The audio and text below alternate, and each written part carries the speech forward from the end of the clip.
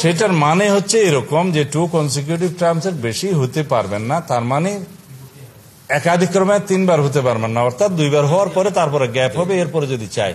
সেই জন্য আমরা বলেছি যে এটা গণতন্ত্রের প্র্যাকটিসটা হচ্ছে যে ফ্রি ফেয়ার নিউট্রাল ইলেকশন যদি হয়, যদি কেয়ারটেকার সরকারের অধীনে নির্বাচন হয়, যদি গণতান্ত্রিক নির্বাচনের মধ্য দিয়ে, নিউট্রাল নির্বাচনের মধ্য দিয়ে জনগণ সোভারেন অথরিটি হিসেবে যদি কোনো দলকে আবার মেজরিটি দেয়, তাহলে জনগণের সম্মানে সেটা আমরা বলছি যে এটা ডেমোক্রেটিক প্র্যাকটিস হিসেবে সেই অপশনটা থাকা উচিত।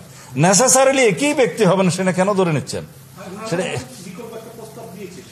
বিকল্প প্রস্তাবটা ওনারা আমাদেরকে এখনো ফর্মালি দেয় নাই, ফর্মালি দিলে জানতে। না না, আমরা শুনেছি 70 অনুচ্ছেদের বিষয়ে অধিকাংশ দল আস্থা ভোট এবং অর্থ বিল এই 2 বিষয়ে ছাড় দিতে রাজি আছে, কিন্তু আমরা এর সাথে যুক্ত করেছি সংবিধান সংশোধন এবং জাতীয় নিরাপত্তা। এই 4টা না জানায়নি, এই 4টা, ওইটা জাতীয় ঐক্যমত্য হলে তখন দেখা যাবে। এই 4টা বিষয়ে বাদে বাকি সমস্ত বিষয়ে এমপিদেরকে স্বাধীনভাবে আলোচনা।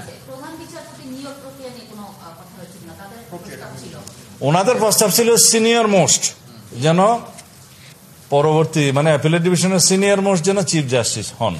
তা আমাদের প্রস্তাব হয়েছে যে রাষ্ট্রের মধ্যে কিছু অসঙ্গতি আগে দেখা গিয়েছে, সর্বক্ষেত্রে যদি আমরা ফিক্স করে দিই, কোনো অপশন যদি না থাকে ভবিষ্যতে, যেহেতু আমরা জুডিশিয়ারির ফুল ইন্ডিপেন্ডেন্সটা এনশিওর করতে চাই, সেই ক্ষেত্রে আমি বলবো না আগের মতো বিতর্কিত কিছু বিচারপতি যদি চিফ জাস্টিস হয়ে যান তাহলে রাষ্ট্রের জন্য এটা কল্যাণকর হবে না। সেই জন্য একটা অন্তত অপশন থাকা উচিত যে সিনিয়র মোস্ট অ্যাপিলেট ডিভিশনের বিচারপতিদের মধ্যে কমসে কম 2 থেকে 3 জন যেন এই অপশনের মধ্যে থাকে।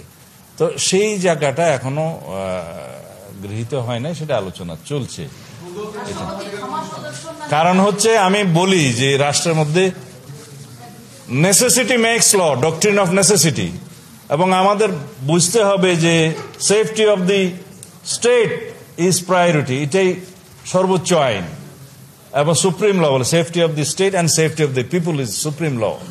তো সেই বিষয়গুলো বিবেচনায় রেখে এবং ডক্ট্রিন অফ নেসেসিটিটা বিবেচনায় রেখে কিছু অপশন এরকম রাখার সুবিধা। আর না হলে পরে এমন হয়তো কোনো ব্যক্তির হাতে রাষ্ট্র পড়ে যাবে যেটা রাষ্ট্রের জন্য অকল্যাণকর হবে। এটা আমাদের প্রস্তাব।